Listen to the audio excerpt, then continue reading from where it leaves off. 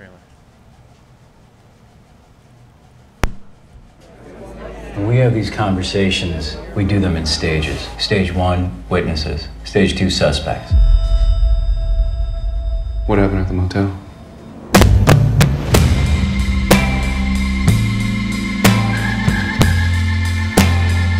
Turn that radio up. What you gonna do? Nice does, man. Thanks. We were performing earlier. I'm performing. He has lost control. Take a look at him now. Police was there. There was a lot of shooting.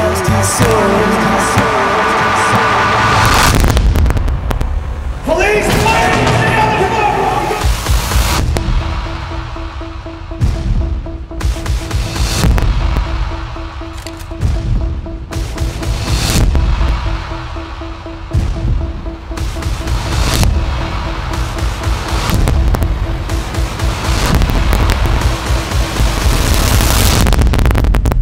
You don't talk about this to anyone ever. You understand?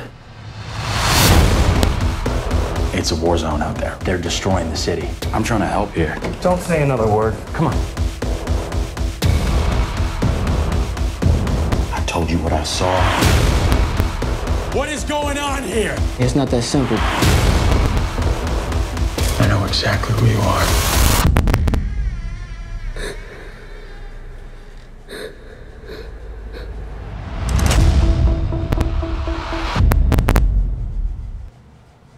All right, this is the script. Thanks for coming out tonight. The Script is the podcast for screenwriters by screenwriters, the deepest story analysis anywhere on the internet. At The Script, we believe story moves pages, story moves product, story moves people. I'm your host, David Negrin. Joining me tonight is Christina Leaf Malin and Alka Kushalani for a story analysis of Detroit. We're doing Detroit. Directed by Kathryn Bigelow. Screenplay by Mark Boal. We know Kathryn Bigelow and Mark Boal from, of course, Zero Dark 30, another adaptation of a real-life events to a feature film. The Hurt Locker, their Oscar-winning fictional story that took place in the Iraq War. And tonight we're going to do the script with a few segments. I'm going to start with my filmmakers from Detroit, who are to the left and right of me. We're going to do Two Up, Two Down, and we're going to talk about adaptations, the genre, and then we're going to talk about screenplay structure, then we're going to talk about the politics of the film, and if we get to it, how it should have ended, how screenwriters, as screenwriters, we would end the film or change the film. But that's kind of going to happen naturally over the course of the way. But I just wanted to start with Christina and then Alka, who are both from Detroit, and which is the reason we plan to do this podcast in the first place. And aside from the film, which we're going to get into, if you could say a few words on Detroit and what Detroit means to you. Yeah, that's a lot. You just put it right there. I'm Christine. I was born and raised in Detroit, and Detroit is beautiful. Detroit is multicultural, and you just put a pin in it right there. Back to you. Got to do this slow and steady. Wins the race. Yeah, I mean, I think the thing about Detroit is, for those of us who have lived in Detroit over a long period of time, we've seen its rise and demise over and over. From the time of its inception, Detroit was going down. And I remember when I moved there in the 70s, I remember there were these T-shirts that said, with the last one out, please turn out the lights. Oh, wow. And it was this mass flight after, the auto industry was really kind of pulling back for the first time. Yeah. And those great auto jobs with pensions and with living wages were on the decline, and they're still on the decline. But there was a time in Detroit where you could have an auto job, you could have a job on the line, and you could have a house in Detroit, and you could have a house, I remember, upstate, basically. Like, but everybody had that, like, second home, like in the Upper Peninsula or something. And it was a real, like, livable place. And it was beautiful. Downtown Detroit has... The People Mover. Well, Grand Center. Yeah. and Right, Belle Isle. yeah, it was certainly not all blight and poverty porn as it's portrayed now. Right. So, you know. Well, see, I need to take it a step back. We both grew up in the 70s, but like I lived on the stories pre-70s, so we're talking like Motown, and where like you literally could lay out in your backyard and go to sleep with your door open. Like Right. Detroit is a beautiful place, and I mean, yes, I know the auto industry and how it affected the changes in Detroit. A lot of people know about that, but it was, you know, I used to go to my great uncle's bar, and you have pig's feet on the end of the bar, little kids running in the back to grab like macaroni and cheese and go hang out. It was very much like all the soul music you hear, like the Motown songs. That's the way it was. It was something communal. It was something beautiful. It was something very black as proud. We had no. There wasn't a heavy like Panther movement because black was proud. It was just a way of being. And So- that's an important point, right? So the film begins with this, you know, these titles explaining white flight and The what prologue, happened. yes, Yeah, that's what a really happened- interesting way to Right. address white flight with an animated prologue. Yeah, there was some. It was done by a Detroit artist. She did say in the Q&A. Oh yeah. I don't know if that I thought it was appropriate considering the context and the history she was laying out, but I thought it was beautiful. But that's what she was laying out, right? Yeah. When you have this bookend of, you know, this kind of exposition of this is what happened in Detroit. Yeah. At this point in Detroit, and so she sets herself up as a documentarian of Yeah, so that this era. that is one of my something I want to talk about tonight a lot from my perspective. One of the more important things is how are these filmmakers setting themselves up in this medium, because this medium is a feature film, right? And you have a prologue that seems a little like a history book, right? And I think those are the two opposite ends of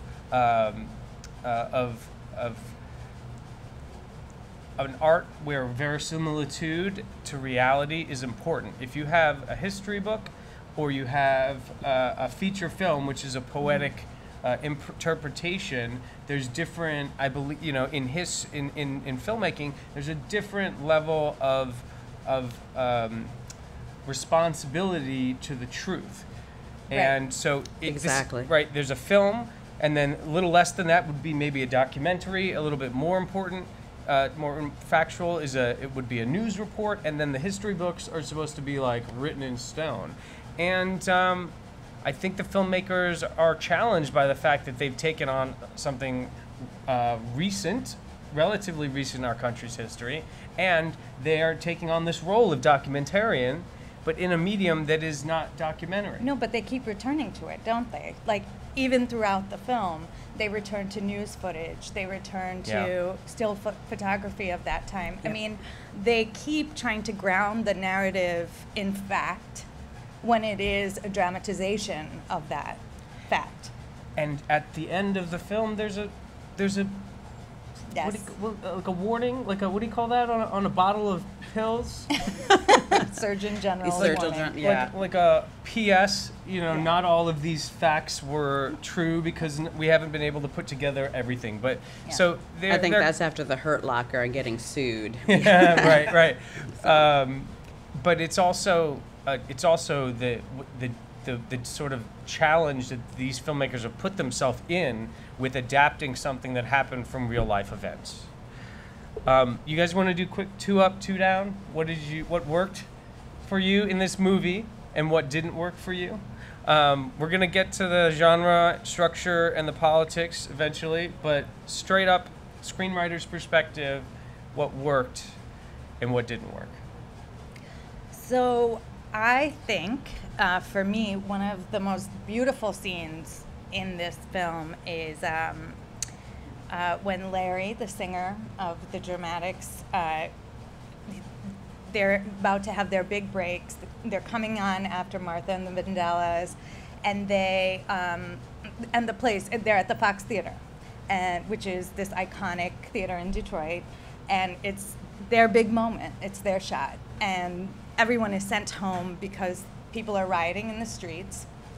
And that's where things really start to move. But in that one moment of quiet, like the Fox Theater is empty and Larry goes out and he sings to an empty theater. Beautiful. And I thought, my God, That's that was great gorgeous. filmmaking. Yeah, yeah. You know? He takes his moment. And it's exactly what this film, like you were drawn in, one of the few moments in this film, I would say, where Yeah. you are actually drawn into a character and their dream and what they want. And it was really done beautifully in a way you can only do it in film. And I would say there's another scene, and I'm picking threads here, but there's another scene when they're actually at the Algiers Motel where Larry and Fred, who's kind of like the manager of the dramatics, where they see their moment to kind of escape. And she does her Kathryn Bigelow like action sequence, which has you on the edge of your seat, and they're Yeah. like running up and down through this house trying to find a way out, and they end up exactly where they started. Yeah. I mean, that was a really heartbreaking moment. Yes. And I think these are both like filmmaking moments rather than screenwriting moments, but those are my ups. All right. Awesome. Do you want to do your downs? I'll sit Well- back down. So I think that the biggest problem here and the pervasive problem here is every black character is a victim. No more, no less. You know, they are at the mercy of white characters who are either saviors or predators. And so I feel like all of these characters are drawn like stick figures and caricatures almost, and they're kind of moving through the action in a way that I think feels expected, feels kind of very pat. There's no nuance here in these characters, and they are, you know, basically motivated in very simple ways in the moment, and not a lot of texture there. Yeah, in a basic screenwriting level, we want to get behind characters who have agency, who can change their life, who can affect the narrative. And this is a story where the main characters who we do attach to emotionally have very little ability to affect their lives. Even the John Boyega character is very Passive. very passive. So passive. And if you're gonna hide behind, well, that's how it really happened. You know, if you're gonna hide behind, well, this is the reality of the situation. It goes back to my original comment about, then this would be much better as a horror, a documentary about a horrible thing that happened, a horrible abuse of power. Yeah, there's a horrible- better documentary tucked Yeah. in here somewhere. Yeah. That's definitely there. For but a I would feature also film, we want to get behind these Yeah. characters and we want them to do something about the situation they're in. But the filmmaking and the writing, it's so passive. There is absolutely no point of view. There's absolutely no information, and I think, you know, they took it as, we're going to take this thing that happened 50 years ago, and I think they did this with the plan of commemorating this event 50 years Most later. definitely. But they're going to take this thing that happened 50 years ago and align it with the stuff that's happening now, and to say, well, nothing has really changed. But is that a point of view? I would say, no, that's not a good dramatic storytelling. Yeah. Because that's there in the facts. What are you saying about this place? And Detroit is not a character in this. This thing Yeah. could have happened. It was so generic. Even Detroit is A presented lot of the in this film kind is of, in the oops, house. sorry, A lot of- flat way. Yeah, a lot of the film is in the house. It feels a little like a monster movie where you're stuck in the house. It's a little. It's not. We're not getting those. There's one scene where they finally, in the aftermath, he walks outside and there's snow, and I'm like, oh, finally, Detroit, right? Yeah. Yeah. Christina, one up, one down, one up, two down. Let's stick to one and one. You got it. What I have to say personally, visually struck me was the beginning scene at Economy Printing, that felt 180% like Detroit. That, like I said, my uncle's bar, or that spot, that juke joint, where everybody's wandering in and out of rooms. There's nothing but love, and then you see that it all adds up to actually a military personnel coming home. Yeah. So it's all for a good reason. I love that she didn't play it as something like sleazy and, you know, contraband, but she played it as a great event. It's a great black event in Detroit. That's the kind of way I remember Detroit when my mother would have spades games or bid whist games. That's the way I remembered it. That's my one up. My one down, and I said this directly to Kathryn Bigelow at the Q&A. The presence of the black woman is missing in the black woman's story. Detroit is made up of all women, all men, but if you're going to tell a black-white story, you need to tell there were black men, white women, and no presence of the mother that birthed the black men. That made no sense to me. And she actually replied to me directly, and I said, when I stood in front of her during a Q&A, I said, I'm from Detroit. I am a mother. My mother's told me wonderful stories about how the mothers bonded together during the Detroit riots to keep the kids safe, because they saw these military trucks coming up and down the street. And my family lived on Euclid before living near 8 Mile. And I said, my question to you, Ms. Bigelow, is where's the presence of black women? And her response was, well, and I think it threw her a little bit, and she'll plan probably for anybody else to ask this question, but her response to me was that she couldn't find the victim or the character that could support pushing the narrative forward. That's my 100% one down. And we can get into this later, Yeah. but that broke my heart, knowing that my mother, like at 15, was walking with other little kids, and my grandmother down Euclid, past trucks. You can't take a black woman out of this narrative, and this is a bigger problem in general with the industry. And the fact that she didn't have anything worthy of a proper response to me was just negligible. I was so depressed and hurt and broken. And the sad part is I really like her. That it's like when your idol says that your opinion is just not useful in the world. It breaks your heart. So They took on. Was this a film about the riots? Was this a film about the Algiers hotel incident? Was this a film about Detroit? And she scored in a couple of areas, but I think maybe there was so much left out that it's hard to sound like this was, you know, successful in taking on all of these areas. My one up, I think, was I really enjoyed the Melvin Dismukes plot, because every time John Boyega's character is on screen in the first half of the film, he's active, he's doing stuff. He saves, he reaches out to the National Guard up front because he knows he's going to need them as allies as if the night gets crazy, which it does.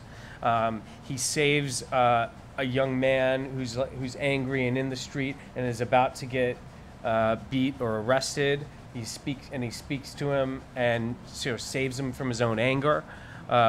He actively chooses to go into the house, right?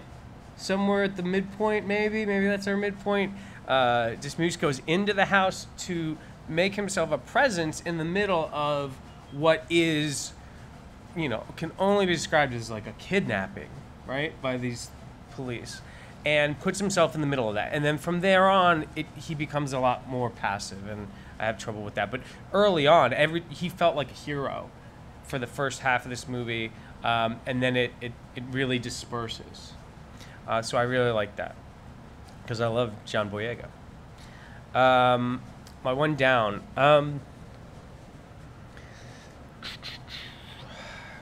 Yeah, I mean, obviously I want to echo both of your sentiments about how to responsibly make a film in 2017 about this incident. White filmmakers, making a film that's about something very important, an incident in the civil rights era. It's a lot. It's quite a it's quite a mouthful to try to bite off, and I don't. As white filmmakers. As white filmmakers. So you're talking about no, and No, I shit. want to go there because Yeah. it's like I think that we Yeah. talk sometimes about the gaze, and this is a definitively white gaze. Yeah. That you are looking at this event Yeah. through a white gaze because of Yeah. the fact that there are the black people in this movie are presented in a way that is still kind of arm's length. Yeah. You're definitely like when we do structure, we're going to talk about like who you're following and things like that. But I think it's like you're still looking at them in a very kind of passive, maybe sympathetic, but Yeah. a passive way. And that can only, that's a filmmaker. Yeah, this was my down, is that because of the way they address this material, I as a white male watching this film, I'm cringing throughout, like because of they're either overly sentimental or completely blind to how insensitive they're being. The concept of the artist gaze is totally relevant here. This is a film about black people and black pain told by white artists who could never know what it's like to be a black person today, let alone in the 60s. See, that's where Right. I have to step in and just say that I was ready for this white issue, and I think she would have been much more successful if she had done a documentary and just laid the facts out. She admits that she loves shooting documentary style. I have over here, because in the same week I saw Step, which is also done by a documentary filmmaker, About what? Amanda Leipzig, about the first graduating class of an all-girl Step team in Baltimore right after the Freddie Gray. She Wow. did a killer job. She stuck to the facts. She let their story be told. It was uplifting. And that's what Kathryn should have done. And it's not to say that it hasn't been done, because there is also running right now on the festival circuit, 12th and Claremont, which is also a documentary about the 67 riots, but the filmmaker, who is a white male. So my big thing is to say it's not a white issue. It's choosing to do documentary. She wanted narrative because she wanted to stretch out certain things and make it dramatic. She wanted Oscar time to be #1. Yeah. If she had just done a documentary, it's not as exciting, it's not as glamorous, but it's more poignant, more truthful. She would have executed better. 12th and Claremont, done by a white filmmaker. He took Detroit Free Press footage, and then because he admitted that he didn't want to plug in the holes of this thing that actually happened, he went out and asked Detroiters for their home movies and strung it together in a documentary narrative. There are ways That's you called can do doing your this. homework. So this is not a white Yeah. people fail situation. It's Yeah. a Kathryn made a choice. That's my call on that. So. Yeah. So let's talk about our next segment on genre, which in this case adaptations. Film adaptations that came to mind. Obviously, Zero Dark 30 is a reference from these filmmakers. Something on real events that they treated as a feature film. I think of The Social Network, which was based on true events, scripted by Aaron Sorkin and directed by David Fincher, which had a lot less of a connection to reality, and the filmmakers weren't as interested in the connection to reality as they were as in weaving an interesting story. And then in the last few years, I thought of a bunch of movies like Spotlight, which was a great feature film about an actual journalistic team unearthing the abuse scandal in Boston. And then I also thought about Everest, and I don't know if you guys saw Everest. We did do totally saw a Everest. podcast I on loved Everest. You guys should check out the script podcast on Everest. That was a feature film adapted from real events, but controversial events. There were dueling books about what really happened on that mountain, and who was to blame for the men dying on that. And so I think, there's a certain set of challenges that come with adaptation. And how do you think Detroit dealt with those? What would you say? I don't think it fared well. Of course, that's my opinion. But I think, also too, this again, I don't want to be all black. I feel like if you want to tell the Algiers story, then you need some eyewitnesses that are very specific, that are going to consult on the film and work with you. Yeah. I'm 100% sure she didn't talk to the white Caucasian police officers. They probably wouldn't. Or she said, I need to make this. Tell me what you feel comfortable with telling me. And then she pulled back the action. I can't believe that, as Alka said, that even the white characters were so just maniacal or stupid. I hate the idea of that cutout. Like, either you're white and you're bad, or you're black and you're ignorant, you're a victim. It does a disservice to what actually happened there to make bad guys so one-dimensional, and your good guys so passive, right? But in terms of adapting real events to a feature film, any of the examples I gave, or anything you can think of from a movie that adapted well or better than Detroit? Well, I think both Zero Dark 30 and Hurt Locker were far superior outings for these two. And I think that there was something for them to hook into, personally. What those things were, I don't know, but you never felt like, are these the right people for this story? Yeah. Right. And I felt this constantly while I was watching. I had, I kind of looked up what they had to say about it, which was one of the things that they said about it, which was that they didn't, they wanted people to approach it not so much watch the story as absorb it like a physical sensation. I mean, that to me in itself is like, do you really think that that's appropriate for this story? Do you really think that's the best way? And did they succeed, even if that was the aim here? As a physical sensation, there was no physical sensation. There was No, David did say, and I agree with him, I had quite a bit of angst for a very long, drawn-out torture scene, basically the central part of that in the hotel. That was very long. I had total angst. I covered my eyes at points. I think there was a physical reaction to that. Well, we can.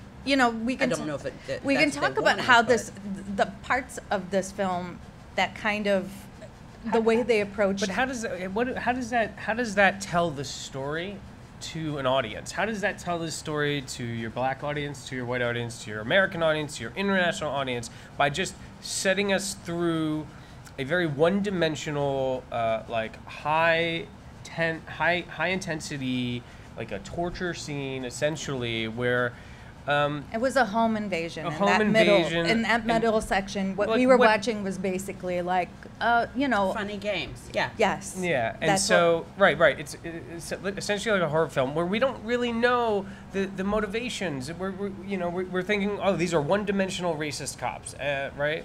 And I don't know that it served the story that well. But what I was going to say on adaptation is that when you adapt a feature film, it's supposed to be a poem of the truth. You're not supposed to be worried. The best adaptations don't worry about the little T truth, right? Like the actual little facts that happen, but they focus on the big T truth, right? Which is the theme that they're trying to get across, the message they're trying to get across. They're absolutely not focused on making a visceral feeling of what really happened. That's like something for a virtual reality experience. A feature film should be about like the poem of the truth behind this story. And I can't tell you what this story was about at that level, with the big T truth about this story. Well, usually, too, when you have something like this, instead of having the ending say, I kind of don't sue me, there's usually an ending like, and this is what Detroit's like today, and this is how these parents overcame it. There were not like follow-up stories to tell us, how the mothers of Aubrey and the other two gentlemen, how they fared, which they wound up suing, the city of Detroit and some of the cops and getting settlements. Just so you know, you can't just... It was irresponsible, the ending. You can't just leave it there. And a lot of the things you reference, they actually had moral endings that gave you follow-up, that showed that the filmmakers were very concerned about the content and how they left it as a story. The closest thing I can grasp for is Larry's return to singing. He has this where he won't sing. It's done fairly too quickly at His the dream end. girls moment, right? yeah. Where he won't sing for a white producer audience. and a white audience. Is that a good message either? It's just like, okay, we're shell shocked. Well, it's a moment of anger, Afraid and of I white mean, people. yeah, that right. wasn't a good result for Well, him either. right, and then he has his sort of redemption where he goes back to the church and he sings for pure joy in a black church only. But then, yeah, what kind of message is that? I mean, it shows a little bit of redemption on his part. No, but and even in that follow-up to Larry, let's talk about, there was this white producer in the recording studio. There was, even when he's like lying there, like in the aftermath of being tortured in this place for hours on end, he's surrounded by his family, friends, whatever. And in that moment, they throw in a white doctor saying, "Be gentle."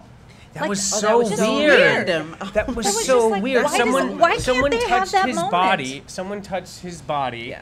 And a white woman or a doctor know goes, what it be meant. Yeah. gentle to him. Like, It's she like was so out of so place. instructive. Like even in that moment, they did not So have weird. their own scene. That- it was that- still and that was like, that moment too, because if you saw the father, you saw the father Yeah. go to the hospital, and then you saw the grandmother and the mother. Now, if I have birthed a child, and if I birth a child and my kid's in the hospital, I don't go, honey, what do you think? I'm freaking out. I'm crying. I'm about to bust. Gonna lose it. Yeah, Yeah. and there was And she's just sitting there like, oh, he's in the hospital. No, love- and I that love was the, Jennifer I love Ely the- in the morgue. That was Jennifer Ely in the morgue, also that we're talking about, right? Yeah. Where she was talking to the Pollard A great family, actress. right? A great She's actress. a great Actress. actress, but Underused. shooting the breeze with them after they have lost Your the grand- child, they're going in to identify this child. It was bizarre, like Yep. the actual insertion of a white presence in these moments. Oh yeah, the just white felt presence like is giving very comfort while the weird. black woman who's a parent is standing by passively and think- nodding. And I think that comes in with the another odd casting was John Krakowski as the prosecutor. Lawyer. Yeah, And you're that like, was okay, weird. so either you use stars in your film, right? Or That you was a don't. one-off, But you yeah. start using stars as sort of these antagonist, one-dimensional white villains. What does that serve? It's very Is that strange. It was so very that we don't No, so that, and they were weirdly saviors in those moments. That's Yeah. the difference. Like Jennifer Ely, I that think nameless Jennifer Ely's doctor. moment was like I'm being kind to you. I'm not a bad I'm being white kind person. to you. I'm I'm not not an a bad aggressive white black person. person. Oh, but by the way, let's go to the morgue. And she's very curt at the end. She's like, "Oh, I can tell you want to see him." So it was like Bizarre. It was really Bizarro. bizarre, and that's what you get when you're just not steeped in the Invested. story, Yeah. and She you was just not don't know invested. how everyone's feeling in the story. You can't. So here's this. I'm gonna just put it out there. If it's something about your family, if this had been about Kathryn Bigelow's family Yeah. or something, or where she grew up, it would have had pet gloves. It would have had like sun rays glistening. And so I have a ton of pieces of paper here. Most of the white reviewers say daring. Most of the black reviewers say misguided, Yeah. misfire. Yeah. And I don't, and can she tell, the biggest thing is, can a white person tell a black person's story?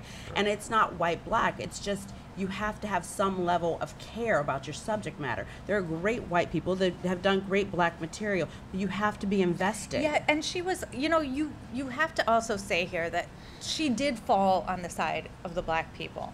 The black people were definitely victims of injustice, okay? We got that. She was on the right side of that argument. Sure. But that empathy, that actual point of view, when we talk about actual writing and filmmaking, Yeah. it was just incredibly passive and It was incredibly a bit arm's tone length. deaf, It was. She had a couple of moments, Yeah. like when the lead Caucasian cop is in his in the office, and he's like, "Well, we don't want them to do bad things," and you see him rationalizing why he's.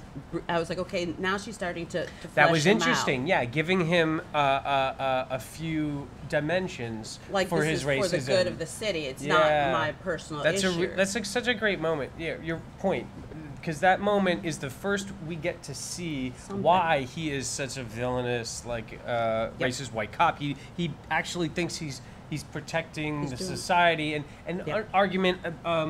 The subtle argument about they're destroying their own neighborhoods, right? That Exactly, kind yeah. of thing. But of all the news footage or all the scenes to present, Yeah. again, Black people presented in this light. Yeah. It was just very weirdly tipped in this, like, you know, the congressman Conyers, is speaking yeah.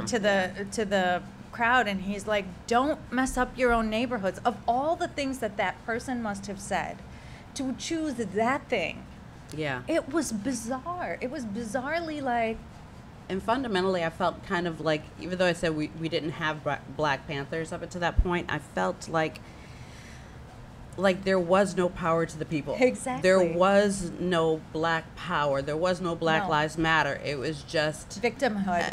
Black There was a victim- bunch of victim and looting, animal, and there was a like, bunch of throwing running for things running's through sake. windows. So one, It's as if it was a natural disaster happened to Detroit. there was one, when I looked at a review of the other movie, 12th and Claremont, one of the interviews was about a guy who was driving, and he was a police officer, off-duty Black guy. And he got out of his car, police officers pulled him over, he's like, hey, I'm a police officer too. The white police officer said, you're gonna die tonight, nigger. He jumped in his car, put his hand on the gas pedal, and drove with his other hand away. And like, that's more compelling to me, because what you get is a victim that saves himself. We never really got a chance to see these men save themselves Yeah. in any light. well, And even if that's what the police reports say really happened, then why are you exactly. telling that story? Because then it's just a story of victimhood. It's a horror film. It's terrible. And the What's the bigger white truth? policemen Yeah. who find Larry when he's finally free of that place? Yeah. It's like they're weird caricatures too. Oh my God, what happened to you? He said, like, "Who could do this to someone?" It was like it was Bizarre, like- there were all these buffers and this is one of the problems as white filmmakers trying to tiptoe around these issues. They have to put in all these buffers, right? They open with a Black detective is the one who Sells an out undercover his bird. cop. At the Economy social printing. club, right? They have this other buffer where the white detective is holding the white police guy is responsible, like that tough Yeah. white detective, and he's like, for the earlier killing, he's like, I'm gonna recommend murder, and then the kid walks out like, and he's like, you wait to hear from the yeah, DA, yeah. and he's so, like back on the yeah. beat. But then there's random violence against the bus they're in, and so it's like, well, this violence is from, it's from an outer power that we can't see. It's not necessarily from people. Well, you know what I just realized too? We never had, with the exception of the white women, we never had instances where white and Black worked together. White and Black banded on a moral tip. When in the hotel, it was always the random troopers or the National Guards going and saying, that's really fucked up, and walking out, which kind of did happen. But there have to have been moments where they I was actually so pulled, missing that. a white person and a Black person pulled aside and said, this is fucked up, how do we stop this together?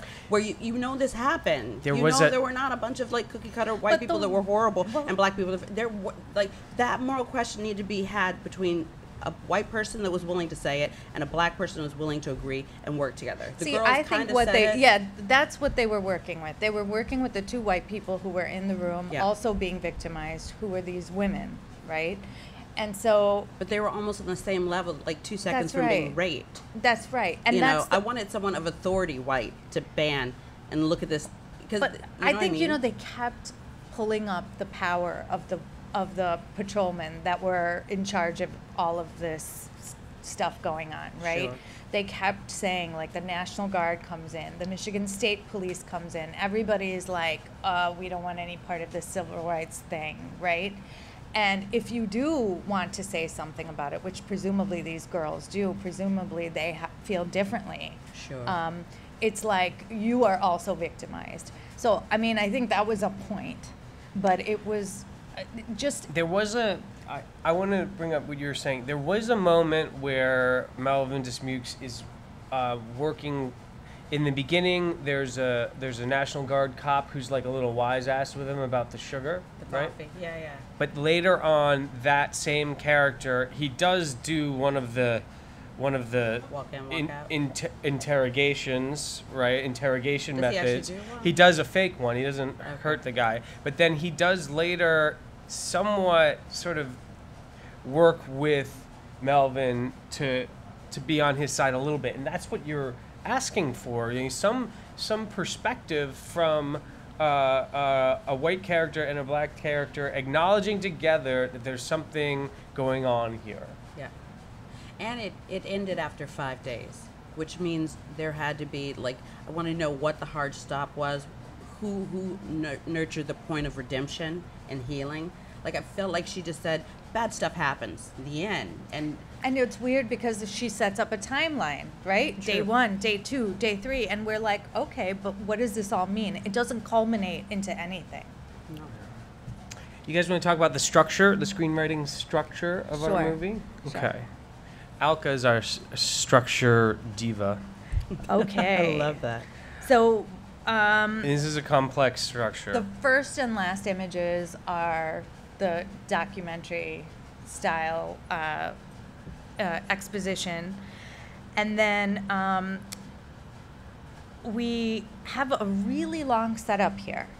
The setup here Act is Act 1, there's a lot of the pipe to lay. Detroit Different riots. stories, And in a way, footage. it was kind of instructive when you realize, like, yes, it was set off by this, the shutting The down raid. of this speakeasy or party or whatever.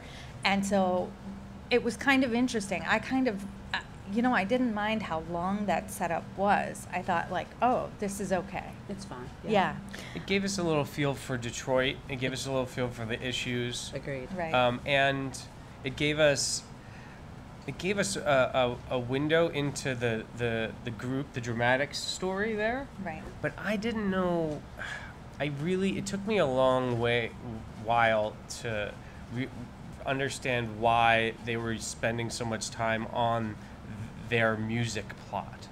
It seemed at times very trite to be talking about their context of the record deal in Because- context of everything else that's going on. Because the structure happens if you follow Larry. Okay. That's why the music thing was there. It was because Larry, for all intents and purposes, is our protagonist. He's the closest Could thing. be. He's closest thing to protagonist. Okay. I think it's kind of a multi-plot situation. It but is, I but think it's like none Crash, of where the there's other different stories characters, that no, collide but because none of of them, they're not, it's not true multi-character, multi-plot. Yeah. Because there is one definite arc. So why don't we Yeah. follow Larry through? So we're gonna follow, and but then you but it can does- follow Melvin through. Fair enough. But it also. does duck and weave. So I understand what you're saying. So the debate here is really like setting up like what is going to happen. And so you have Phil being investigated for the guy he shoots in the back who's going Right. over the fence. Larry and his friends are trying to get home. And the police are getting violent, the crowd's getting agitated, and you know all of this is going to crescendo. And the break into 2, I believe, happens when they go and they decide, like, okay, we're not going to make it home, we're going into the Algiers, okay? And they're in that place. Okay. The B story is Melvin. Melvin is the B story. Um, He is like out there. in terms he's of- in a parallel action, but he is not like. In terms of the page count and time on screen, I have to agree.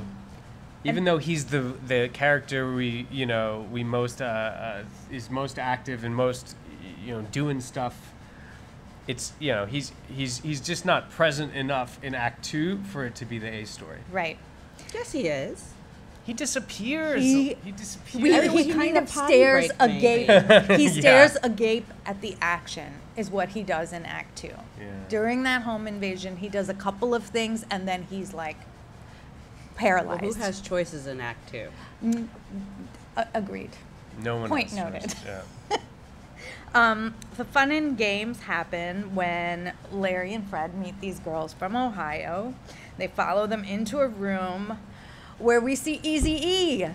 Remember? Yes. The guy with the chef was that somebody employ this actor. He is so good at He's everything really he good. does. He is so authentic. He's so in that moment. He's so dangerous. I love this actor. You better stop. You're crushing I right am now. totally. I'm like, he's like making sausages. I'm like, is he? Sexual overtures with the sausage making. Just After you. because guys weren't. But he offered also sausage. he doesn't just have the sausage, he's got the gun. Right? He does Starter have the gun. pistol. So he and his friend do this little play thing where he pretends That to was a shoot great him. moment, actually. It was a great very moment. kind of unexpected. He's And- menacing, right? And you get that sense of, But this not is a really. scary, menacing black character. but- No, and then I've had real- that friend. And then, It's yeah. kind of mitigated like a wild exactly, one. A wild one. Exactly, the Yeah. goofy one that The can wild scare one. you, but then they'll laugh in 2 seconds. Yeah. Right. Yeah. Right. And that I think that was sort of mirroring what, the uncomfortable waspy white audience, the parents from Get Out, watching the movie are like, oh my God, he's scary. He's just a little fun. He's the No, fun, and he's the sassy. wild guy. Exactly. No, and he knows And like he's trying to what's impress going the girls on because the other outside. guys came in with the girls. Hey, that's He's true. trying to impress the girls. And you get Do that they know feeling each from other? those guys that, like, all the stuff that's happening outside this, like, oasis, which is the Algiers, right? It is presented as an oasis where it's like people are riding out here, but the party's here, And you get that feeling through this character that they're all too aware. It's not an oasis. Like, nobody's living in a bubble. They're all too aware of what's happening out there. And Well, you're from Detroit. I'm from Detroit. I'm going to say I've done hangouts like that where you're in a particular room and you guys are all just doing useless stuff. I'm glad there were no drugs or narcotics involved, but where I've done that in Detroit, hung out, I till think late. there were, because they went and they tried to like hide something. There was You some think? stuff going on, Oh. but I would say again, The this feeling, is like the vibe a party. is- It's yep. a party I feeling. totally It's agree. not like a sinister. And this guy is pissed that he's also like trapped in this place, and they're kind of, stuck here. Right. And so he says, "Let's mess with these guys outside," and he shoots that gun, which brings us to the midpoint where the National Guard, police, Yep. and these patrolmen, the state police, these Yeah. patrolmen all descend on the But Algiers. this is That's your where midpoint. the facts are extremely important. I was going to say messed up. Okay. Because you know what? I have a very, very hard time believing. All you had to say is, I've got a starter pistol. I feel like in Yeah. the real facts, they Thank probably you. did mention that starter pistol, but it wasn't good enough. So to play out this drama, whereas no one mentioned starter pistol or said, God, we only had a starter pistol, it's here, I feel like that was the lie of her narrative. And this is so important when you're doing. If you did a documentary on this, it would teeter on these facts. Big time. Another fact is how many shots did he fire at police officers? Sure. Right. If he did one up in the air, that's one thing. If he did one in the room, that's another thing. But in this version of the facts, he shot several times at police officers. Out the window, not Out the at window in the direction of the Yeah, But coast he was guards. aiming at them. So at that point, I'm just like, well, that's a very poor choice, right? In time of a lockdown in Detroit. But these things are something that a documentary would harp on.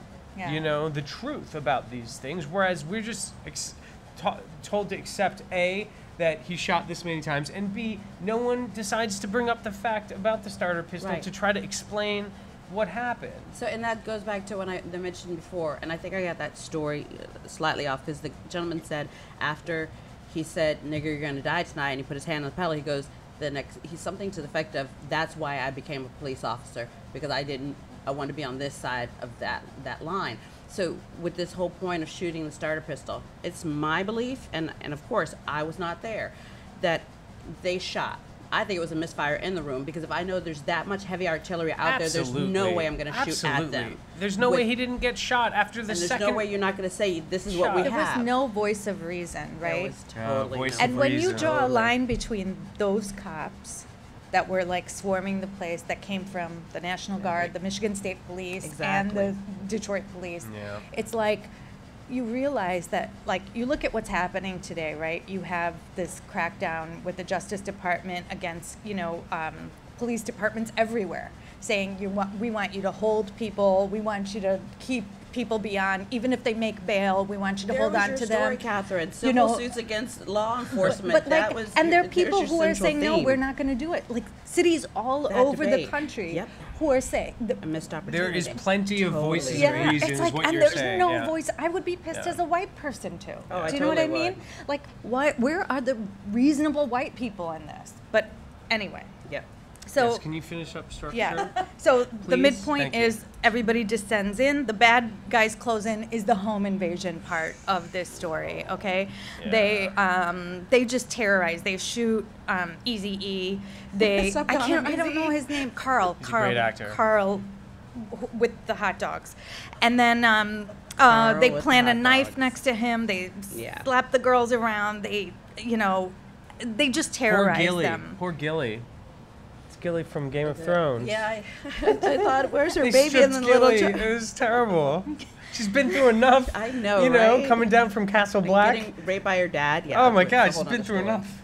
So the all is lost moment, guys, is the killing game, the death game, where and it goes on the and on. cops pretend to kill people who are not giving up, who has the gun. Yep. Right? Another loss in character, like the one that actually does the killing, and like, oh, I thought it was for real. I don't think that went down like that either. I think that was an amped moment. That was think it was just really horribly- irresponsible. Agreed, It was the moment 100%. that I most thought was, this is ridiculous. That if I read this script in our workshop, I'd be like, this is just bad writing. Yep. Because you treat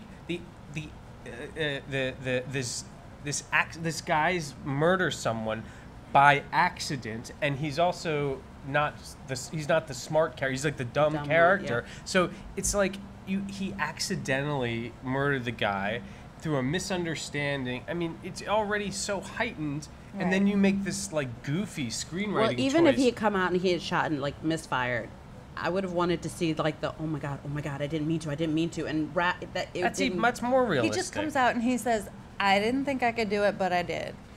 The way he came out, that blew my mind too. And I guess if Agreed. again, if you're hiding behind this is what really happened, you shouldn't have put it in a feature film. It should have been a Hiding behind. You Perfect should have way been to a put it. documentary and said, you will not believe, but this actually happened. Right.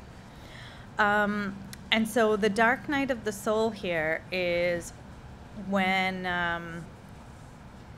the cops figure out, well, they're in deep, and they kind of decide to let the others go. Like the National Guard comes in and saves the girls, right? Yeah. And the cops decide, like, if they tell Anthony Mackie and Larry, like, what do you see here? And they're over the body of the guy who got killed by accident, and they both know what to say. They both know to say, I see nothing. Yeah. I know nothing. And they're let go. But Fred, Yeah. the kind of soft one, the vulnerable one, the manager of the dramatics, who's kind of been on the verge of a breakdown the whole second act, Yep.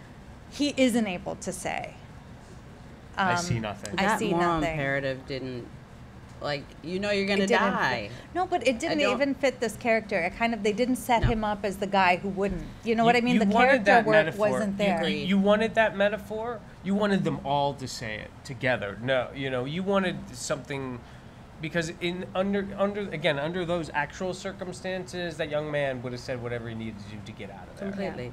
Um, And he, like, for all intents and purposes, he probably did.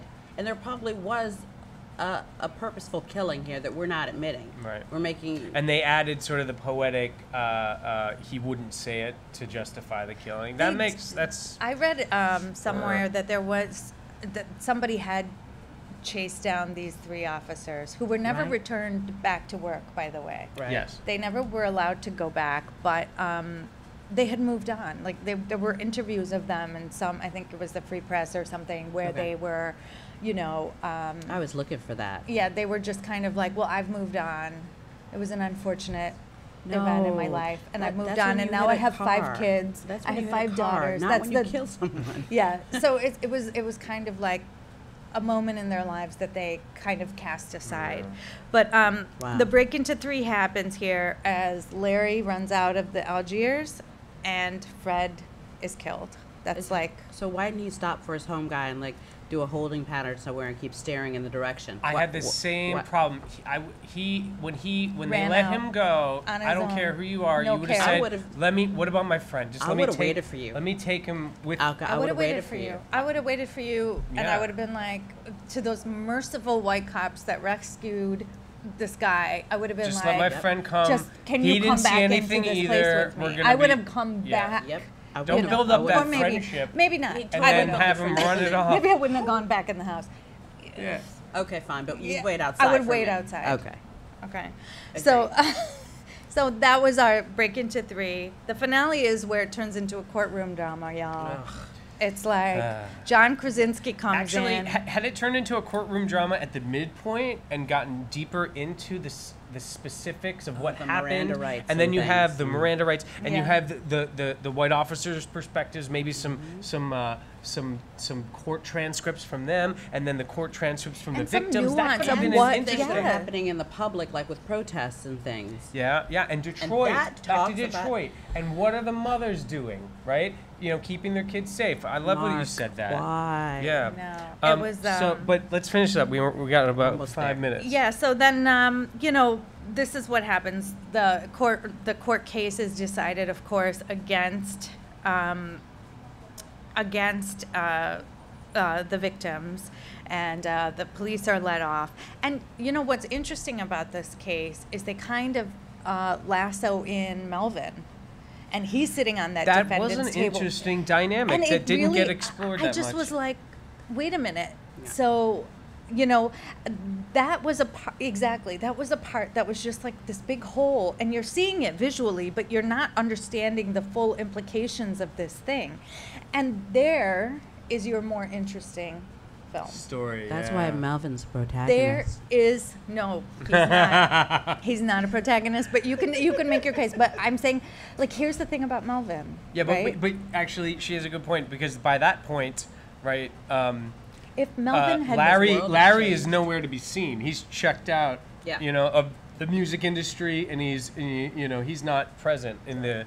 but Melvin, That's not true. He does The sit on the stand, question- and he talks about speaks. why are you interrogating me? Right. He and I'm the he does give it back to Krasinski a little. But Melvin presents the question of his own complicity, right? And this is a way more interesting story where you have somebody who is black and who is part of this narrative on the wrong side of the narrative. And it made me wonder about everything That's he such had a great done question. Did at he this do moment. enough?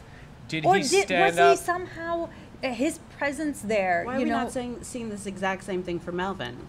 There's the second thing. I'm sorry, I interrupted you. No, go for it. The second point where I was like, good writing is starting, is when Melvin's being interrogated, and he's like the 38, and he thinks he's going there to help out and As to a give as a witness. witness, and the tables flip, and he's the one possibly being questioned, and he gets acquitted, so he gets charged.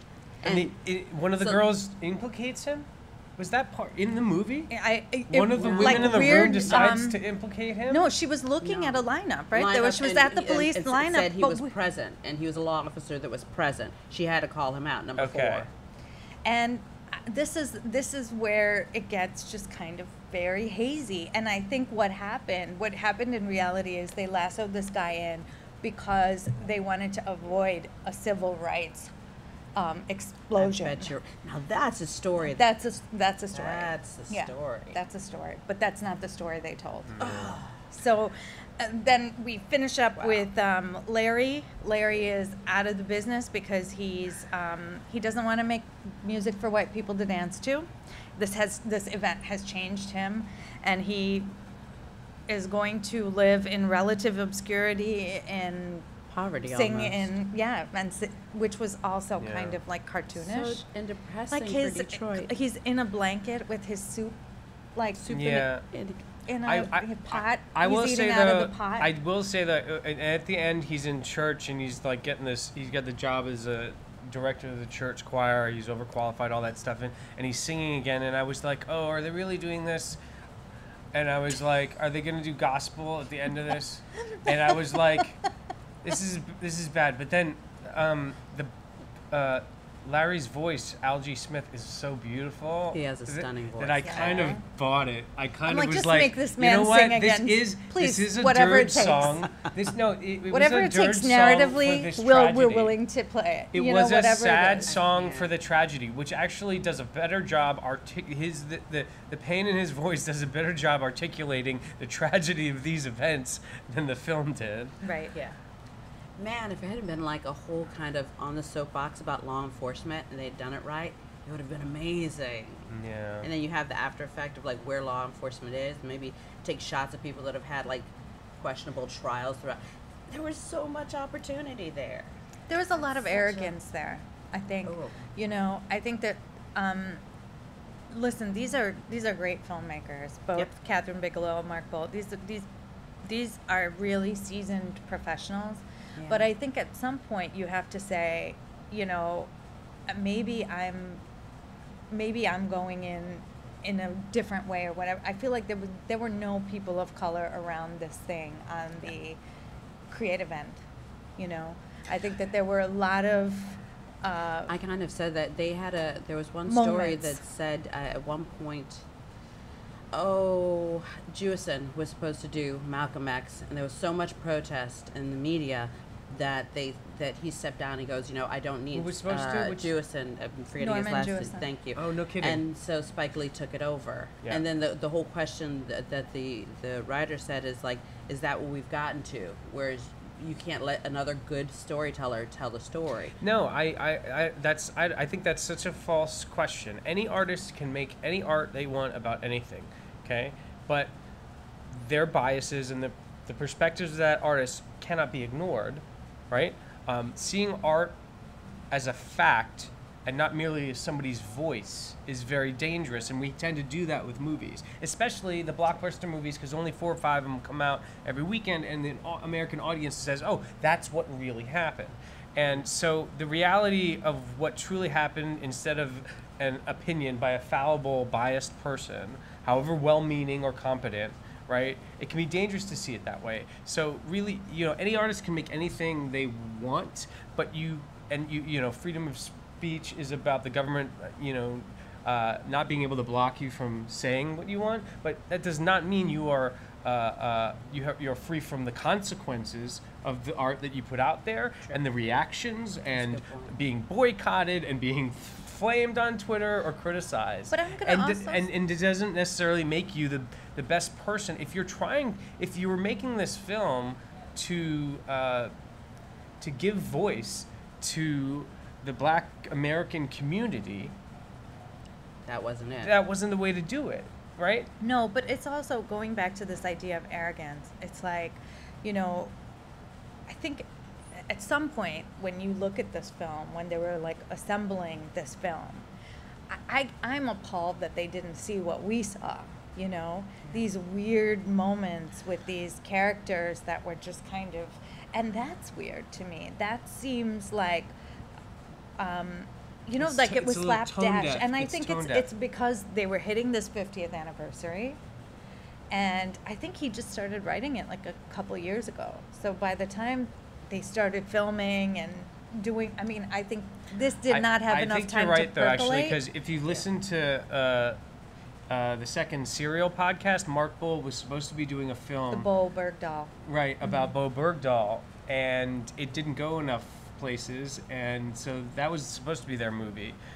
So I don't know where Detroit came out of. But also, I'll agree that these filmmakers, I had trouble with the beginning of Zero Dark 30, the way they showed the torture and made it just sort of put out the torture as part of what happened without commenting on it as filmmakers, right? Again, that's something for a documentary, not something for a feature film. So they have a history of this, of hiding behind, this is what really happened. Even in Zero Dark 30, the last act of where they get Bin Laden is really slow and dull, and until they actually shoot him, and you're like, well, this isn't a great action thriller. Like, what happened to your I great loved action that director? last act. It was pretty slow for action. But my point was, No, they I keep did. hiding behind this. No, but this is what really happened, remember it.